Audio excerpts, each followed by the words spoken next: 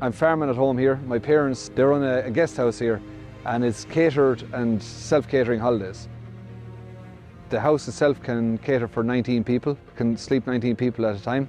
We have 6 guest rooms, and then we also have entrance rooms. There's a sitting room, dining room, there's lots of other spaces that need heat besides just the 6 bedrooms, and it's a 10,000 square foot house. Previously to this, we had kerosene. We were using a lot of kerosene to heat the house.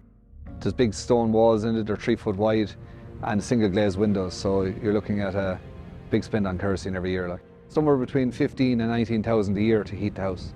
The first aspect of it was environmentally. We wanted to change from fossil fuel to a renewable source of energy. Wood chip kind of suited us. We have a lot of different little plantations on the farm that are ready to be clear felled and replanted. That was the main reason for going for a biomass boiler. The main advantage is probably once it's up and running, there's very little maintenance on it. There's a tank, it has to be refilled. Just keep an eye on your wood chip. There's also the added advantage that there's an awful lot more heat out of it, because you have a bigger buffer tank, you're heating a bigger volume of water, and it suits with supply here.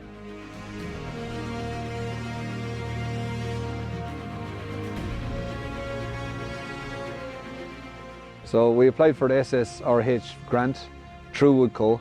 They took care of all the application, all the paperwork. It made the process very streamlined. It'll mean that we will be paid for the energy we produce. We looked into different biomass boilers over the years, and the one that really caught our eye was Woodco. Gerard Kem went through a plan of what we wanted to achieve and what we wanted to do, and he sized the boiler to suit us. That process and that part of the process was seamless. But once the boiler was commissioned and up and running, then it's producing loads of heat, and if it can stay producing it and have, a low cost with wood chip, we're quite happy.